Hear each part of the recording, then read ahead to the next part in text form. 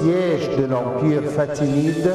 Et donc, on a la dynastie fatimide entre la fin du 9e siècle jusqu'au 13e siècle. Il s'agit jusqu'à la dynastie, jusqu'au la fin du 12e siècle, il s'agit de la dynastie ayoubide. Après les ayyoubides, nous avons les dynasties mamelouques. Et après ça, les dynasties mamelouques, on voit l'Égypte dominée par l'Empire ottoman et nous commençons la période ottomane.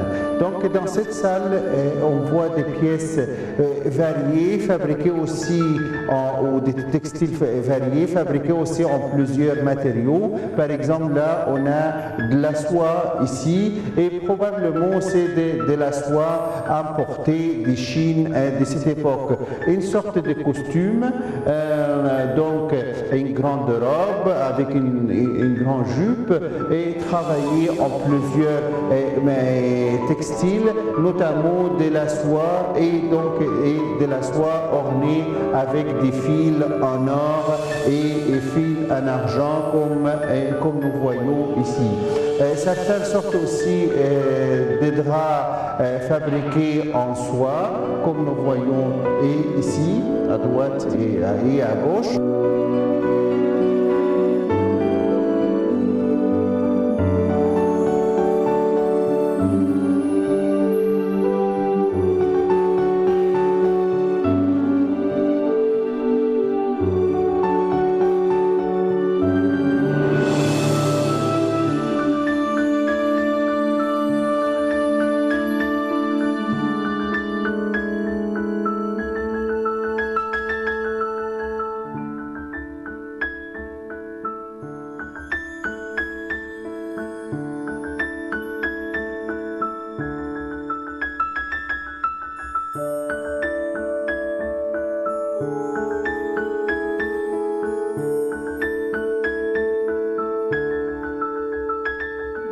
Probablement des sortes de pièces variées et même soit utilisées pour orner les murs, soit utilisées pour orner par terre ou les sols. Nous voyons là plusieurs pièces et nous voyons aussi certaines décorations végétales et des décorations géométriques et même avant on a vu des décorations calligraphiques sur les textiles. Juste quand même derrière nous, on voit des textes écrits en Nazca dans la vitrine de l'autre côté.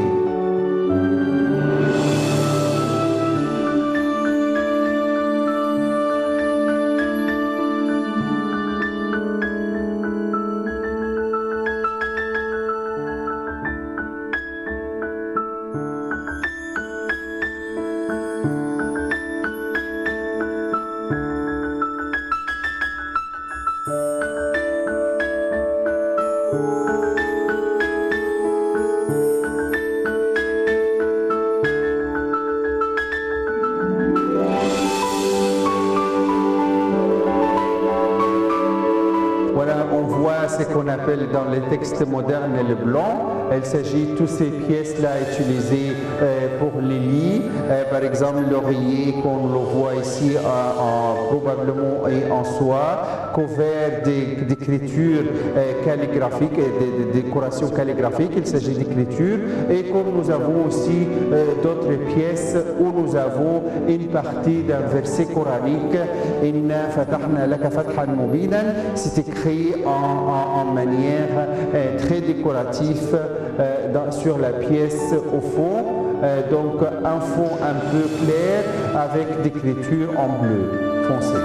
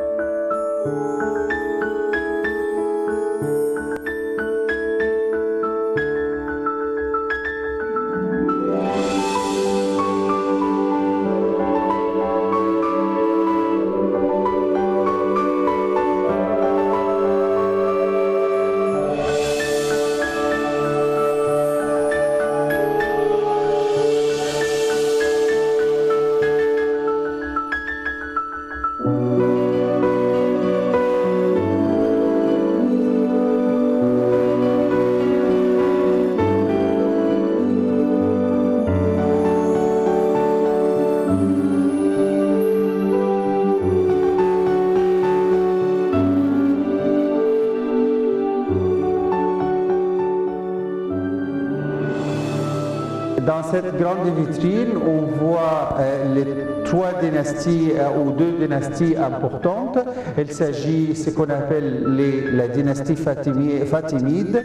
Donc, vous savez, les Fatimides originaires d'Afrique du Nord. Donc, la première capitale est le Kairouan. Après certains temps régné et le siège de l'Empire fatimide était en Tunisie, ils ont conquis l'Égypte et construit la capitale d'aujourd'hui, il s'agit le Caire, et transféré le siège de l'Empire de la Tunisie en Égypte. Et à partir de ce moment, on voit le Caire, la capitale est fatimide. Donc, toutes ces pièces fabriquées en lin et même certaines décorations et en soie et avec des textes aussi écrits dans certaines manières de l'écriture égyptienne et de l'écriture arabe, il s'agit Kofik et Nask. Et des pièces très fines ou des décorations très fines, et au fond aussi à côté de là on voit les textiles de l'époque ayoubide connus avec certaines sortes d'écriture arabe, ce qu'on appelle Nasr et Solos. Donc les débuts de l'écriture avec cette manière, on peut quand même lire les noms de certains fonctionnaires de l'époque et ayoubide.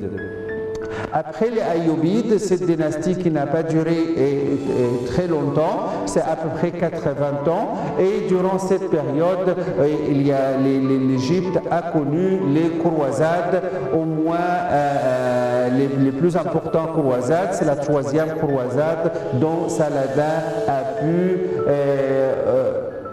on peut dire vaincre la fameuse croisade de la troisième croisade. À la tête de cette croisade, il y avait Philippe Auguste de la France et Richard le cœur de lion d'Angleterre et d'autres. Après l'époque ayoubide, on passe dans une autre salle où nous avons des pièces datant de l'époque mamelouk. Cette salle, on voit très peu de pièces datent de l'époque mamelouk, mais quand même intéressant de voir les noms de certains sultans mamelouks, et aussi intéressant de voir ce qu'on appelle les blasons des mamelouks. Il s'agit des ranks, c'est une espèce d'images ou même des gravures montrent la fonction des propriétaires. Il s'agit de la fonction des mamelouks. Par exemple, là, on voit devant nous une espèce d'une glace, parce que celui-ci est travaillé comme un sari. Il s'agit de celui qui offre, qui prépare et donne les boissons au sultan. Et par exemple, comme nous voyons dans les deux blasons ou deux rangs à droite et à gauche, et il y a aussi d'écriture et probablement une partie du nom des sultans, une espèce de cartouche de l'époque mamelouk. Et nous avons aussi un certain mamelouk à dos de son cheval, comme la petite pièce en rouge est devant nous. Les dessins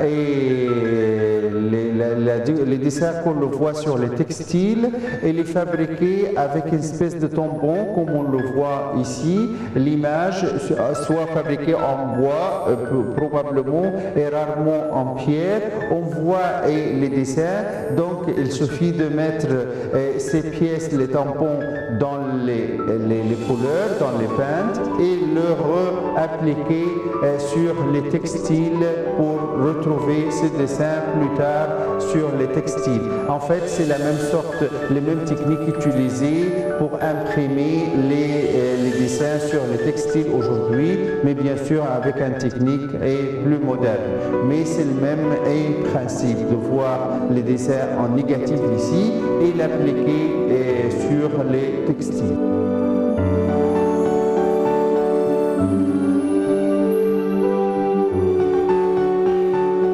Donc Donc certains outils, bien sûr, c'est des répliques des outils ou des métiers ou des outils utilisés pour la fabrication et des fils, soit en coton, soit en lin ou en soie, en laine aussi. Donc on voit exactement la manière on pourrait quand même le voir jusqu'au même au début du XXe siècle.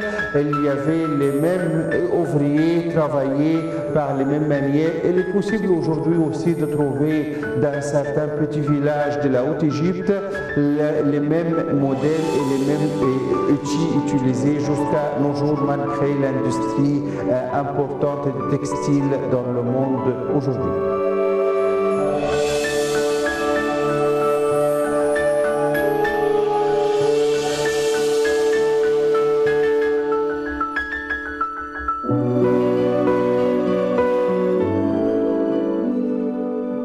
Pas loin d'ici, dans un quartier qui s'appelle El Khoromfesh, qui existe encore, mais connu, très connu avec la fabrication des textiles, connu à l'époque, notamment à l'époque ottomane, par la fabrication de ce qu'on appelle Kiswet el-Kaaba.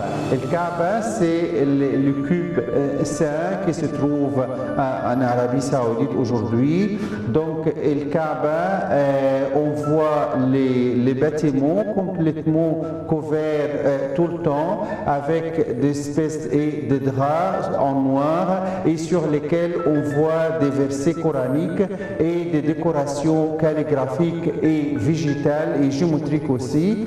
Donc cette fabrication connue en Égypte depuis ou à partir même de l'époque très ancienne, et chaque année à l'époque mamelouk, même avant, on voit les sultans d'Égypte donnent l'ordre de fabrication, les Kiswa dans les quartiers El Khoromfesh, pas loin d'ici, et chaque année, à l'occasion ou à la date de la naissance du prophète, il y avait une cérémonie très importante durant laquelle on fait sortir El Kiswa et on va le mettre sur les caravanes de dromadaires et qui va traverser ou qui allait traverser toute l'Égypte avant de prendre la route vers l'Arabie Saoudite ou le Hijaz ou la Mecque.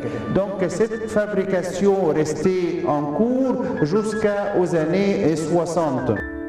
Donc, durant toutes les périodes mamelouques et puis ottomanes et puis à l'époque de l'Égypte moderne de Mohamed Ali et le royaume égyptien jusqu'au dernier roi Farouk et les premières années aussi de règne du président Gamal Abdel Nasser. Donc la fabrication del Kiswa avait lieu tout le temps à Hay El Khoromfesh avant de créer un autre lieu en Arabie Saoudite même. Donc dans cette salle, on voit certaines pièces ont été utilisées pour la fabrication et del Kiswa sur un tissu très solide de plusieurs couches et puis des écritures, des versets coraniques en fil en or, comme nous voyons, une fabrication très fine et très connue en Égypte durant plusieurs siècles. Donc le quartier El Khoromfesh aujourd'hui n'a plus cette tradition. Il y a très peu d'industrie concernant les textiles, mais le quartier même a perdu sa réputation de fabrication des textiles comme il y avait auparavant.